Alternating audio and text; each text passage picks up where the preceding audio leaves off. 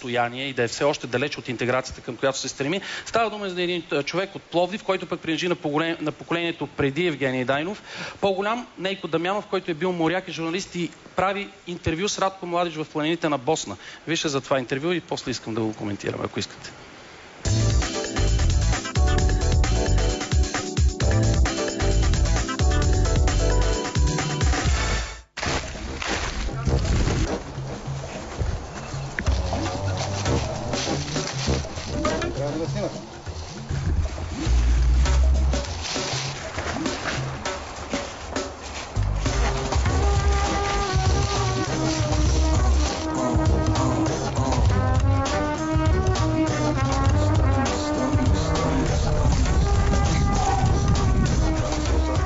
Браво, благодаря ти.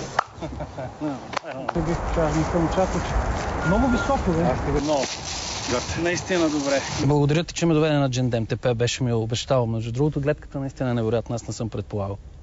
Много години не бях идол тук, особено как са пораснали лицата. Но трябва с звездичка да кажа, че на 12 декември се навършват 4 години, откакто съм напуснал Български морски флот. Не защото беше ме омръзнало да плавам, а придобиване на така нареченото законно право на оттегляне в заслужен отдих. Не знам дали го формулирах съвсем точно. Аз обаче не влязах нито в пенсионерски клуб, нито в аптека. Аз си казах, тук Пловдив, аз ще заменя безбрежната синева с зелени островчета. 95-та година правиш интервю с Радко Младич и то некъде да е в планините на Босна. Нали така? Планината Романя. И още на морето си бях съставил един план. И го предложих на тогавашния главен редактор на вестник Марица, който тогава излизаше с тираж от 40 000 много за извън столичен вестник. Може би 17-18 точки имаше и той първото, на което се спря, сложи една птичка, една интервю с генерал Радко Младич. Майка му стара, както си го представях на море, така стана и в действителност. Има ли друг български журналист, който да прави интервю с генерал Младич? Мисля, че не.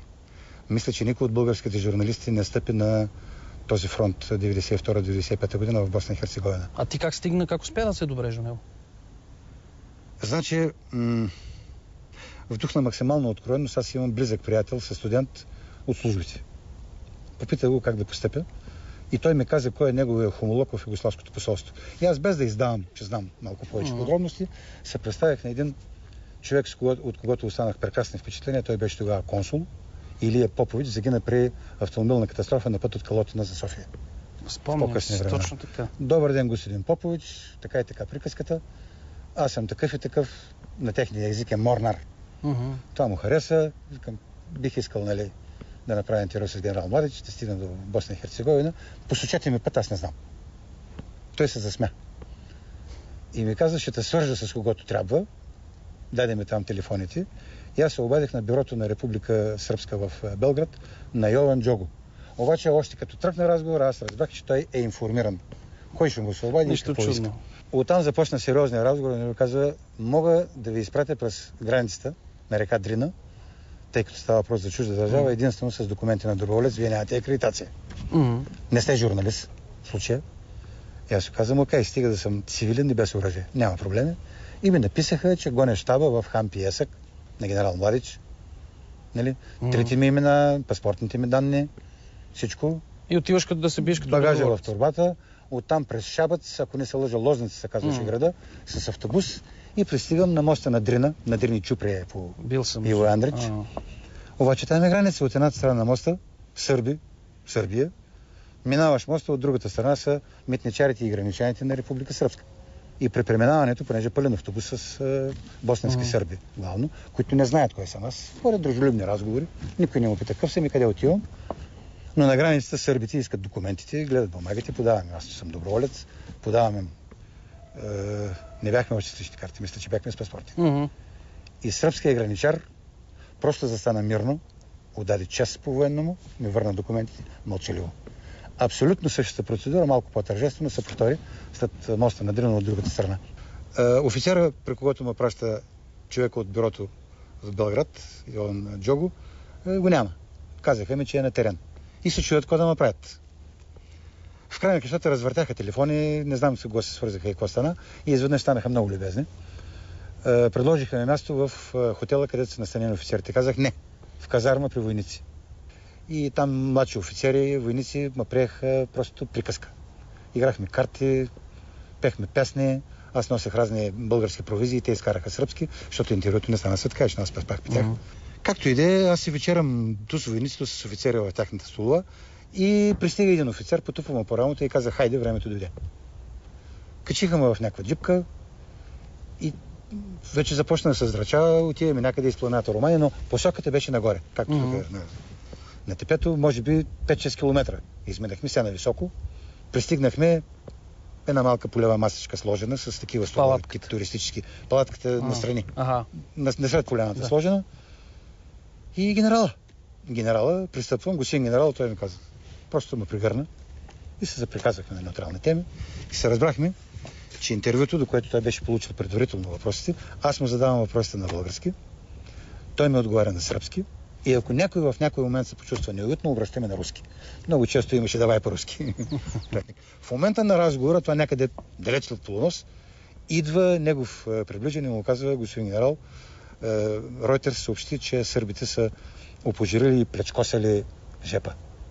И той сянка премена по лицето му и каза: слушай, утре се качваш на един джип. Давам ти охрана. Отиваш да видиш джепа, да я снимаш и да кажеш на колкото можеш повече хора чрез вестника, че жепа не е плечкосана и опожарена. И не беше. Аз му казах в отговор на неговия въпрос: как ме приемат в България? Като какъв съм известен, аз му признах откровенно, че съм имал приятели, които ми казват: ти къде отиваш? Нема е възможно да се говори с такъв човек, и му казах на руски: он такой черна и молния и подобни. Той посърна. Така ли съм познат в България? Моля те, върни се с екип на българска телевизия, искам да говоря пред по-голяма аудитория. И аз, след като приключихме тук с нещата с интервюта, се явявам в телевизията и тогава не знам на какво ниво шеф беше Илияна Йотовска. Или Йотова. Илияна Йотова. Прегърна идеята момичето, на нея тогава тресяха младоженски истории. Тя излезе в отпуска и предаде, няма да кажа името, на свой колега, който вече е покойник. И имахме абсолютна оговорка. Аз чрез Илия Попович и чрез бюрото в Белград, с редакционна кола всичко беше оговорено, пристигам в София.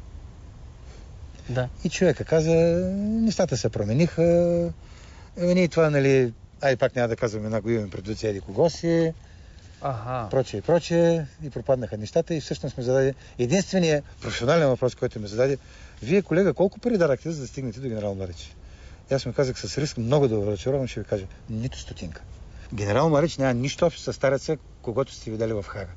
Това беше един безумно интелигентен мъж, с невероятно пъргава мисъл, с невероятен авторитет сред войската си. И каузата за етническо прочистване, тя беше сръбска, а не негова, и няма хуманни войни. Не казвам, че е военнопрестъпник, не го обвинявам, да го съди историята, но той е мой приятел. И не чакайте от мен да кажа хулна дума срещу генерал Младич.